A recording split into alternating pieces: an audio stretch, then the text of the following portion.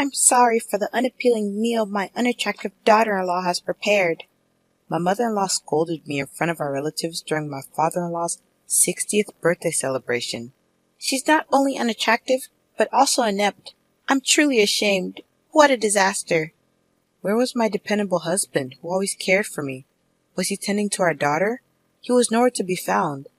As soon as I arrived at my in-laws' house, feeling fit as a fiddle, my mother-in-law suddenly complained of chronic back pain and became unable to move as the party preparation began. She delegated all the preparation work to me. Later, she continued to belittle me in front of our gathered relatives who were there to celebrate my father-in-law. She turned the once lively and cheerful mood into something resembling a wake. Then, my father-in-law stood up and broke the silence. Is that all you have to say? No one could have foreseen the series of unimaginable events that this single phrase would trigger. I'm Sarah, and I'm 35 years old. 6 years ago, I married my husband, Michael, who is 3 years younger than me. We also have a 5-year-old daughter. My mother-in-law seemed displeased with me since I was older than her son. Every time we visited her house during New Year's, Memorial Day, or national holidays, she'd make sarcastic remarks at me in my husband's absence. I wish I had a younger, vibrant, and cuter daughter-in-law, not a woman full of age spots like you. Do I really look that old? Yes, very! Don't you see your own face in the mirror every day? It does hurt to be criticized about your appearance, especially as a woman. But I thought it was better not to make a big deal of it since we had only met a few times a year. However, this seemed to irritate her even more and she began to use more harsh words. You're quite thick-skinned for an old woman. You don't get upset no matter what I say. I find it annoying that you don't show a shred of modesty. Yeah. What should I say to my mother-in-law, who only says things that make me feel at a loss for words? In front of my husband, she hides her true dark nature and speaks kind words to me. My husband seems to have no idea that I'm being mistreated by her. But if I were to accidentally vent my frustrations, I would likely be the one blamed, so I've always held back. Visiting the house with my mother-in-law present felt truly burdensome. However, it was a significant celebration for my kind father-in-law's 60th birthday. Many relatives were gathering, and we were having a grand event, so I decided to attend. My father-in-law is a quiet man who doesn't talk much, but he wraps me in his subtle kindness. When I'm feeling down because of my mother-in-law's nasty words, he gently approaches me and speaks to me. Sarah, if you're having a hard time, feel free to tell me. If it's alright, I'd like to be there for you. I wonder if my father-in-law realized that I was being harassed by my mother-in-law.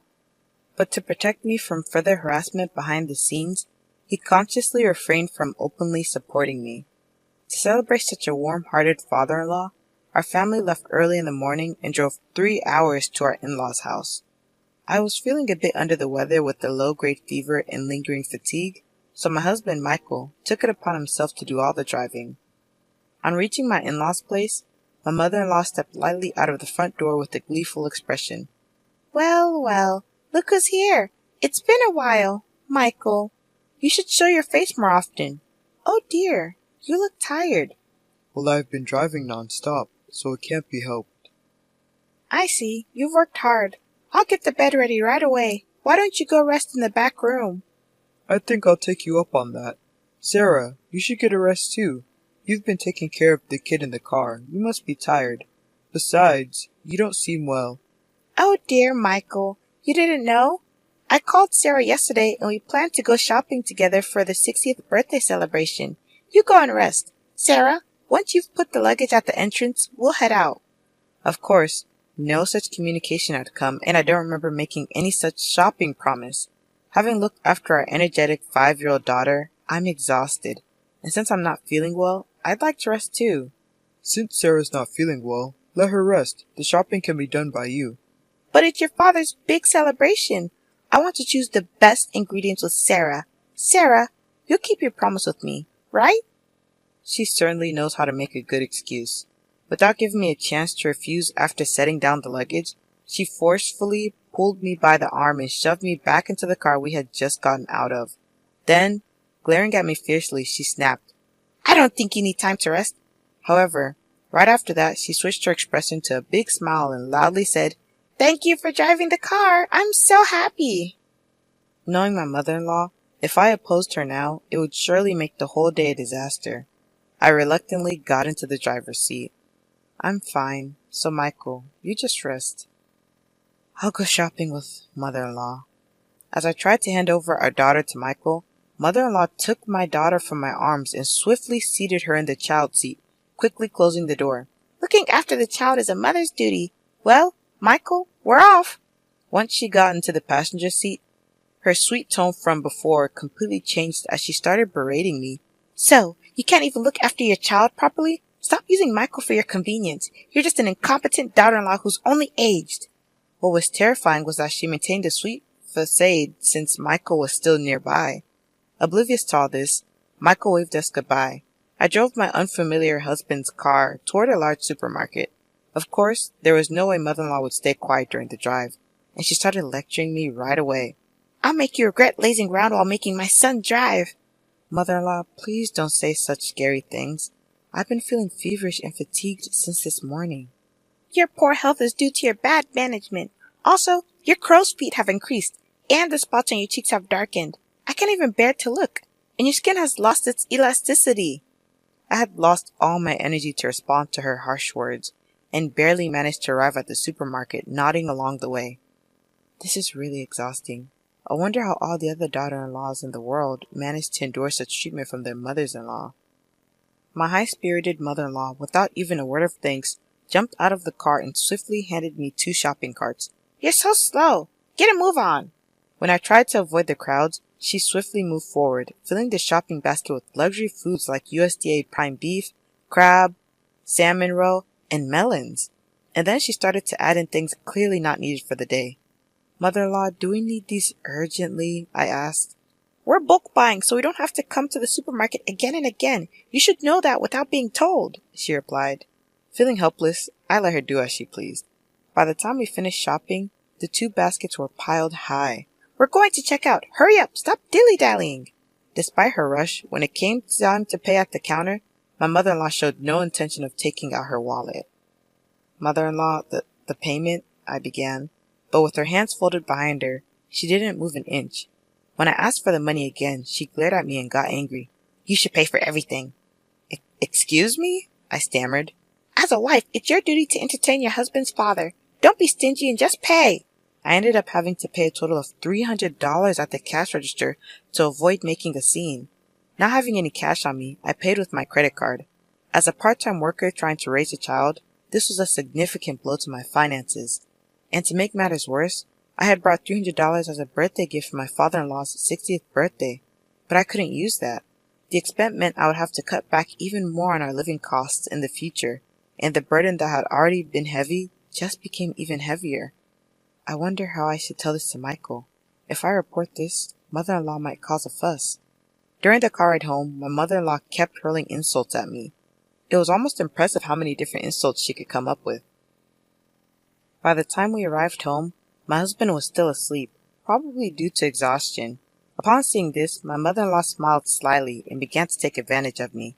After you put away the groceries, go weed the garden right away. Please, can I rest a bit? You have no right to defy your mother-in-law. This is the consequence for making Michael drive alone. So this is what you meant by making me regret, I murmured. If you have time to move your mouth, just go and move your hands. Hurry up, we're short on time. After weeding, clean the bathroom and the toilet. Despite the unfairness of the situation, I had no choice but to endure it for the day. I weeded the garden and then cleaned the grimy, yellow-stained bathroom and toilet, thinking that once the 60th birthday celebration was over, I wouldn't have to see my mother-in-law for a while. My husband woke up just as I had finished cleaning and looked surprised to see me. Sarah, are you okay? If you're not feeling well, don't overwork yourself. Take a break now. Thank you. I'll take you up on that offer. Ouch! That hurts! Just as I was about to lie down, my mother-in-law suddenly let out a loud yell, clutching her back. Although she had been lively just moments before, she started complaining about sudden back pain. My mother-in-law, who always presents a gentle demeanor in front of my husband, suddenly let out a weak voice. This is troublesome. My back hurts so much, I can't do anything. My chronic back pain has flared up again. I won't be able to cook before the relatives gather. Sarah, You're my only hope. But oh, what should I do? As much as her sorrowful demeanor seemed a bit staged, if her chronic back pain was genuine, then it would indeed be impossible for her to stand in the kitchen. Reluctantly, I pushed my weary body, asked my husband to look after our daughter, and started cooking. Sarah, are you sure you're okay? I'm fine. I always cook, remember? To my husband, I put up a brave front, but my body was already fatigued. Yet, it was an important day for my father-in-law. I felt that I couldn't afford to take a break. My head is spinning, and somehow the smell of food is making me sick. But I have to keep going for my father-in-law. After I managed to finish cooking, my father-in-law came into the kitchen to check on me. You've worked hard. Thank you for preparing all this food. Not at all. It's for you. Please enjoy it later. After that, the relatives started gathering one after another. Everyone wished my father-in-law well, creating a lively atmosphere. As we finished the toast and were about to start eating, my mother-in-law started saying something shocking. I'm sorry, everyone, but due to my chronic back pain flaring up on this important birthday celebration, the food was all cooked by my daughter-in-law. I apologize for the unappetizing food made by my unattractive daughter-in-law. Both my father-in-law and husband froze at my mother-in-law's sudden outburst. My daughter-in-law is not only unattractive, but she's also clumsy, a total failure. It's truly pitiful. Ouch! My mother-in-law exaggeratedly rubbed her back, continuing to disparage me. She's so clumsy that without my support, she can't do anything. I wonder if she can even take care of her own child. I'm so worried about whether Michael can manage with such a woman as his wife. What was supposed to be a festive atmosphere quickly turned gloomy, resembling more of a wake than a celebration. My usually supportive husband, who was supposed to be looking after our daughter, was nowhere to be found. At that moment, my father-in-law, who had been sitting quietly, suddenly stood up. Is that all you wanted to say? Huh? Seems like it. Maybe. We should kick out the useless one then. Following his words, my husband entered the room, holding our daughter in a suitcase. His face was unusually stern. Dad, as you said, I've packed her stuff. My mother-in-law smiled at the sight, seemingly pleased. Sarah, looks like you're getting kicked out. Hee. But to her surprise, my husband handed the suitcase to her. What? My father-in-law's booming voice added the final blow. Take that and get out of this house right away! Although she seemed unable to comprehend what was happening, my mother-in-law quickly understood the situation. Why should I be the one kicked out? It's Sarah who's useless. The bathroom is always covered in mold, the toilet left dirty, and you call Sarah useless when you barely cook anything? Not to mention how harshly you've been treating her. I've had enough. It's the mother-in-law's duty to discipline the daughter-in-law. I was only pointing out her shortcomings. Discipline? What era do you think we're living in? Realizing that an angry father-in-law, eyebrows raised, wouldn't take her side, mother-in-law turned to her usual theatrics and began crying to my husband. Michael, don't misunderstand.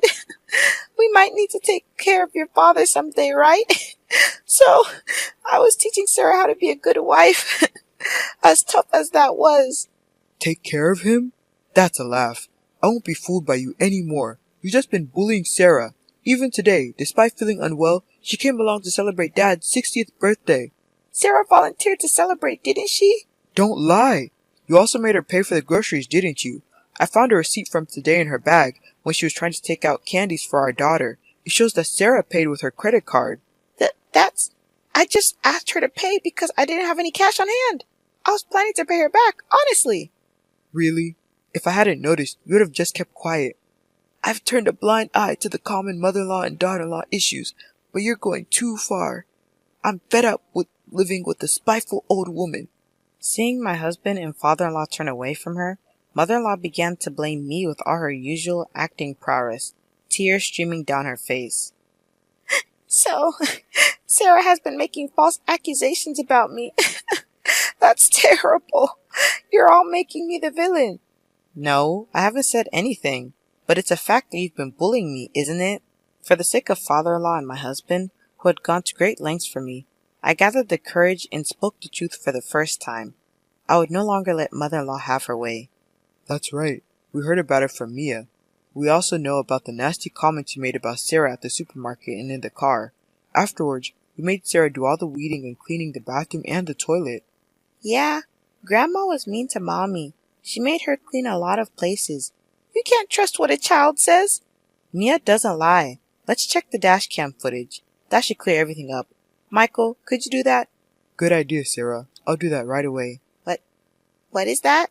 Ignoring his mother's question, Michael went to the car parked outside, started the engine, and began playing the dash cam footage. The latest device, which can also record the inside of the car, was installed, so even facial expressions were clear. Ah, it's showing. She was saying these things. I'm shocked. Everyone, come over here and watch this. Relatives who had followed to see what was happening all checked the footage. Upon viewing, they began to comment. This is terrible indeed. Wow, this is the worst. Mother-in-law, who had stayed in the house insisting she wasn't at fault, began to panic as the atmosphere grew tense and ran barefoot toward the car. Everyone was taken aback by her swift movements, despite her supposed back pain. So, the back pain was just an act then. I'm all better now. After casually responding to my words, she tried to awkwardly seat herself in the driver's seat to turn off the dash cam. But she was firmly held by my father-in-law, making it impossible for her to move. Stop! Stop this right now! Don't look at them! But it was too late. No amount of yelling could help her. With all her misdeeds exposed, my mother-in-law, stunned and speechless, sank down helplessly. That's when my father-in-law casually handed her a single piece of paper. I filled in my part. You just need to write your part and submit it. What? Isn't this a divorce form? I had it prepared just in case. I never thought I'd have to use it. Don't ever cross my doorstep again. Wait a minute. I promise to stop harassing Sarah. Please forgive me. The sight of my mother-in-law begging for forgiveness with tears in her eyes was truly pitiful. But this too was likely an act. I firmly pushed my mother-in-law away. You let the cat out of the bag about bullying your daughter-in-law at the end. I will never forgive you. You might want to leave before the neighbors gather around. Oh no. This is terrible. The commotion attracted the attention of neighbors who watched from a distance.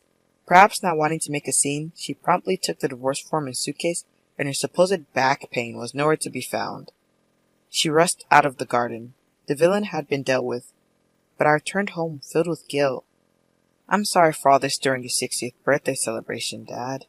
When I earnestly apologized, he responded, Sarah, you did nothing wrong. I'm sorry for all the trouble we've caused. Let's start over. My father-in-law smiled. The relatives also watched with kind expressions. Later, they praised the dishes I had prepared and ate heartily. At that moment, all the fatigue seemed to fly away. Thus, we celebrated my father-in-law's 60th birthday in a grand manner. My mother-in-law, who was initially reluctant to agree to the divorce, eventually agreed, and they divorced amicably. It was also revealed that she had been misappropriating funds from my father-in-law's account, and she was ordered to repay $10,000 that she had spent recklessly. Unable to find work due to her lack of experience, she now works as a janitor in an office building late at night. With barely any money left, she lives in a rundown apartment that's seen better days. On the other hand, I found out that I was pregnant with my second child. It seemed that the feeling of discomfort I had earlier was due to my pregnancy. 5 months have passed since then, and my husband Michael has been very caring. The ultrasound revealed that we're expecting a boy. Both Michael and my father-in-law are looking forward to his arrival. Already excited, my father-in-law sent over blue baby clothes. My adorable daughter is overjoyed at the thought of having a younger brother, and practices taking care of a baby with her dolls every day. Watching her gives me immense happiness.